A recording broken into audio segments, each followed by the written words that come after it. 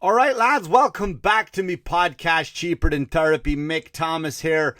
How are you? Thanks for liking, thanks for subscribing and sharing. I'm just changing all my levels here and stuff like that. I hope make sure it's working.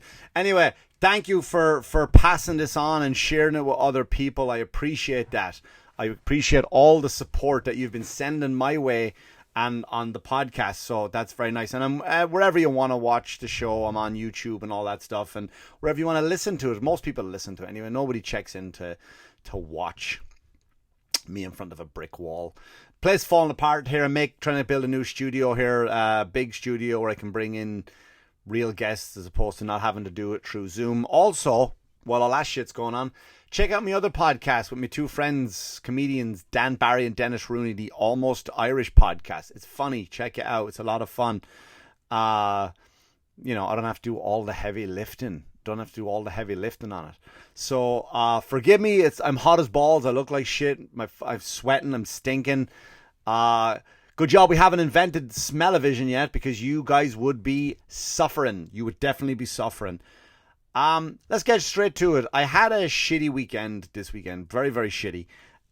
More like very, very roller coaster of emotions, from happy, sad to anger. Mostly anger. I was in the Comedy Cove in New Jersey, Springfield, New Jersey. Now, I swore to myself I would never go back to the Comedy Cove in Springfield, New Jersey. I've nothing against the club, so let me start by saying that. Great club. I love Gene. I love the staff there. I love the Comedy Club. If you're there, if you're near the area, go see it. They've always put on great shows. Always put on good shows. I just fucking hate the journey to get there, right? It takes, for me to do a weekend, it takes me 2 weeks to get there. It's fucking ridiculous. It's right over the GW bridge, which you would think wouldn't be too hard, right? So the reason why I don't do the Comedy Cove is I just don't, I remember I was there one time, and if this guy listens, I don't give a fuck. Not Gene. So I was there one time, or the last time before this, before COVID and everything hit. I was driving home from one of the gigs, and you sit there for hours in traffic, and a tractor trailer sideswiped me, and I sat on the bridge just fucking contemplating jumping. And I was like, you know what? Then I go back the next night, and there's a guy there. He's a fan. He goes to all the shows. Every comedy club has a local fan where they go all the time. The staff knows them. They pay for, sometimes they don't pay for tickets because they're there all the time. And that's fine. We love to see those guys. We love to see them. But some of them are a bit fucking weird, right? Some of them are a bit strange. So this one guy makes me took a picture, not this weekend, the last time I was there. And he had a puppet. Now, I love puppets. You all know me. I like, I'm a huge Jim Henson fan. I love the Muppet movies. I love everything about, Fraggle Rock. Big fan of all of them. The Dark Crystal. Big puppet fan. But this guy shows up with a puppet, and he wants all the comics to take a picture with him. Now, I could take a picture with anybody. I don't care, right? It's not a problem to me. I would take a picture with you. No problem. And if you want to hold a fucking puppet, hold a puppet. I'll do that too, but don't ask me to take a picture with just the fucking puppet. That's what I did. Took a picture with just the puppet. I was fucking miserable. Then you fast forward to the next time I'm there. Let's go back in time. Let's go back from my journey, right? I left Long Island about 3 o'clock. The gig was not till 9 o'clock, right? It is approximately 70 miles from my front door to the Comedy Cove. 70 miles. So I left at 3 o'clock in the afternoon off Long Island. I sat on the George Washington Bridge for 4.5 hours. Sat there on the bridge. Think about that. The George Washington Bridge, one of the most busiest bridges in America, if not the world. 4.5 million people cross that bridge every day. I sat there for 4.5 hours, and I was like, this is not fucking worth it. This is not worth, any gig is not worth it. It's not worth them. 4.5 hours, right? Do you know how long it takes you to fly from Ireland to America? Because you have that westerly wind. 5 hours. Do you know what I mean? Like, I would have been starting my descent into Dublin Airport, or into JFK. I'm coming from Wexford. I'm coming from Dublin to New York. I would have been starting my descent by the time I got off that bridge. Think about that. You leave your house to get to the Comedy Cove and I left my house in Ireland, and we'd be kind of arriving around the same time. I went to a different continent by the time you got across that fucking bridge. Furious. 4.5 hours. Unfucking necessary. No gig. There's too many cars, too many people. To wait 4.5 hours. You know what I wanted to do? Here's what I wanted to do. I'm on the George Washington Bridge, and I just thought to myself, you know what? If I had a fucking time machine, one time machine, I would just get in the time machine. I would go back. I wouldn't go back, stop Hitler. Wouldn't stop him, right? Wouldn't stop 9/11. None of that shit. Wouldn't stop any of it. I would go to 1774 when the fucking British were fighting, led by General Washington, and they would have been on the field. You know, the guys with the flutes and the fucking drums.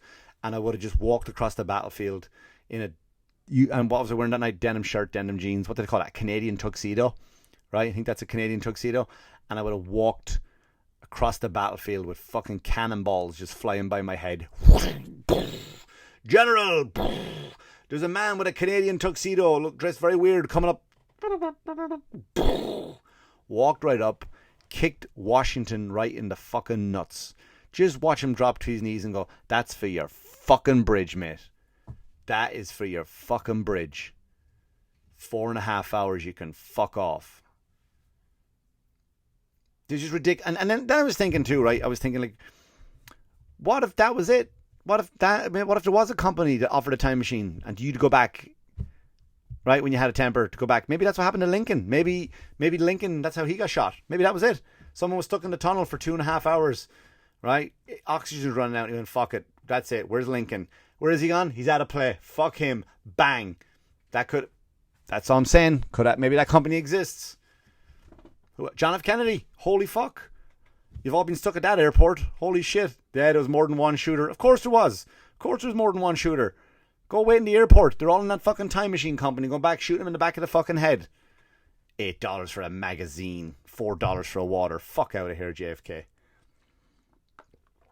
So Washington, you can go fuck yourself with your bridge. Okay? That's all I'm saying. So I finally get to the gig, right? And I'm stressed.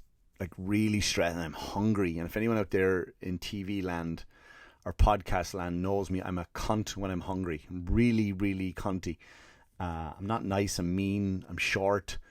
So I go in, up and I make...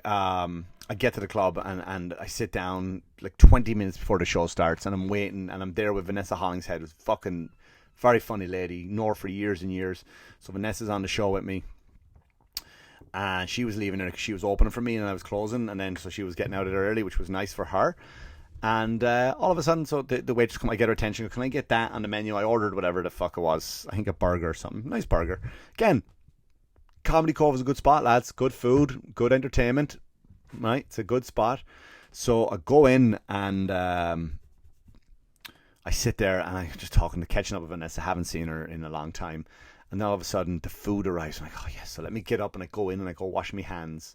And I come back and I sit down and I just start and I'm fucking wolfing in the food. Wolfing it in. Not even enjoying it, right? Just fucking... Growing up with poor Irish kids, you know, you just, because if you don't eat your food, some other cunt will.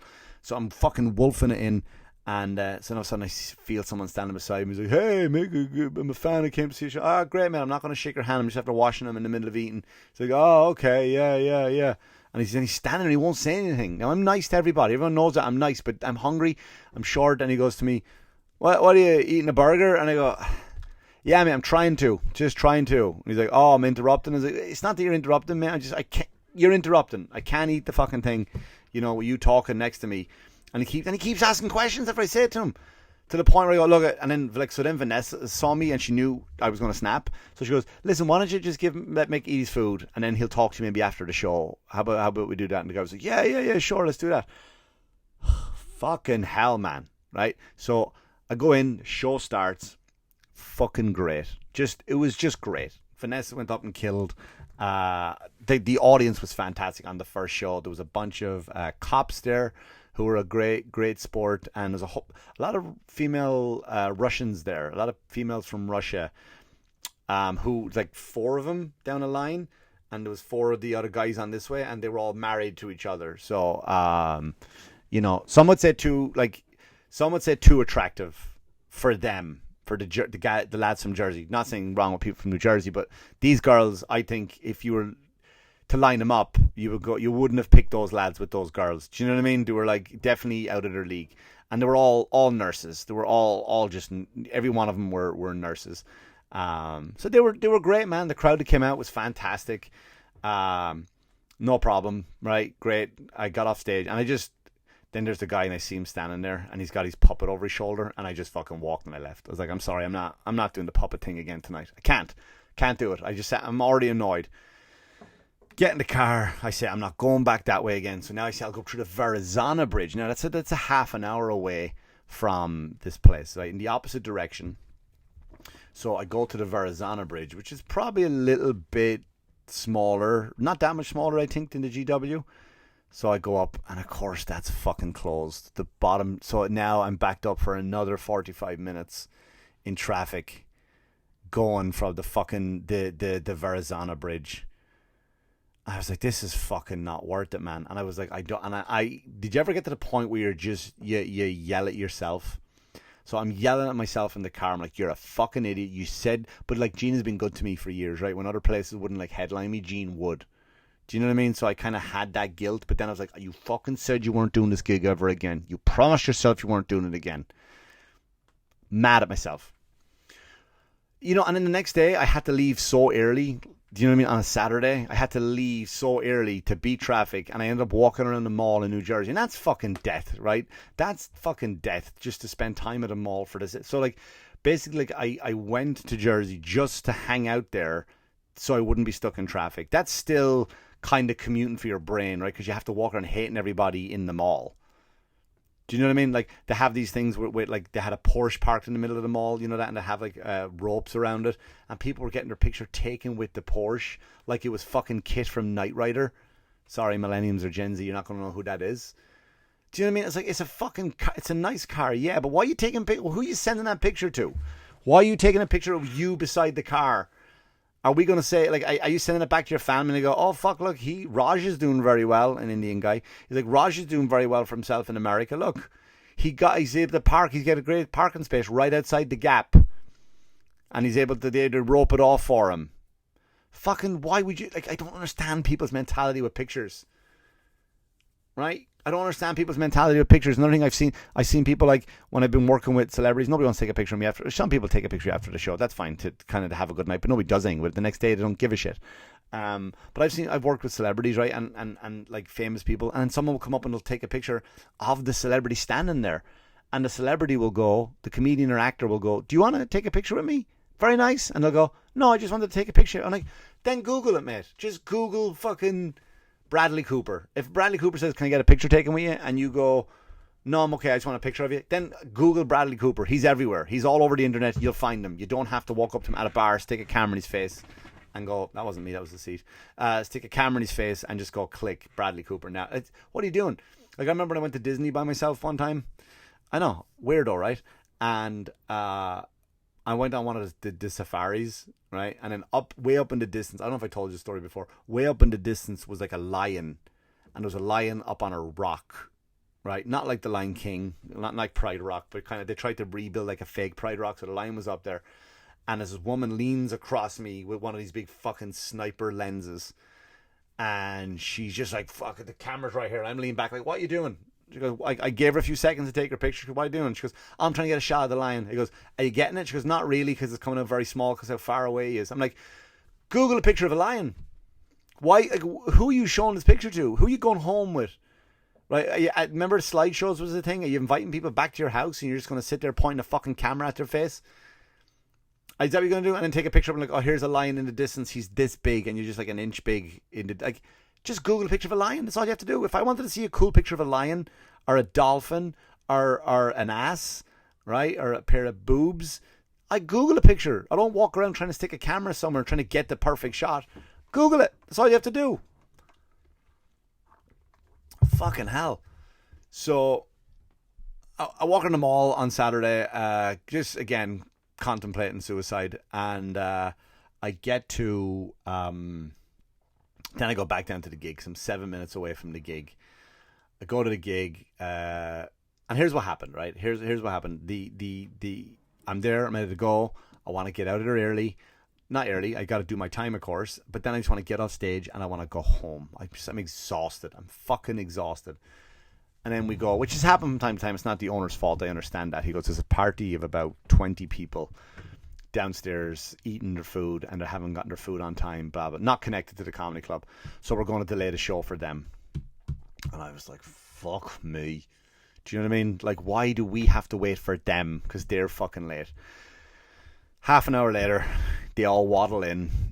Now, it turns out they were all great people, by the way, so I don't mean to shit on them if they're listening. They all waddle in and they sit down and I go up on stage and I go, who's the birthday boy? And like, oh, me. I go, fuck you. Like, you make us all wait for you. Like, you know what I mean? Like, I sat there 4.5 hours in traffic the night before and now fucking last night on the way home. And then today I spent the whole day in Jersey just so you could fucking get your appetizers and blow out your candles. You can't. Do you know what I mean? No need for it. No fucking need for it. So I'm waiting for this fucking... So then we go... But turned out the show was great. It was a fucking hilarious show. I ended up doing an hour anyway. And it was great. And it was fucking great. And then... I'm not going to talk too much about this because it's going to be on the Almost Irish podcast, which comes out today, because I don't want to try to talk about the same things on two shows. So I'm driving home, right? Again, traffic. Hit fucking traffic the whole way home. The Verrazano Bridge again. I'd still rather sit in traffic at the Verrazano Bridge, thinking to myself, maybe it won't be too bad because it's a Saturday night. The traffic won't be that heavy. Turns out it fucking was. I wanted to make a sharp right off the bridge. And I get to Long Island, 2 a.m. I'm on the Southern State Parkway. Southern State Park, if you don't... Not Southern State Parkway, Sunrise Highway. 3 lanes. Going one way, 3 lanes going the other way. All of a sudden, fucking swerve to avoid a truck. Truck goes behind, fucking smashes into a car. It's all over the news. A 73-year-old man was killed by a drunk driver. Yeah.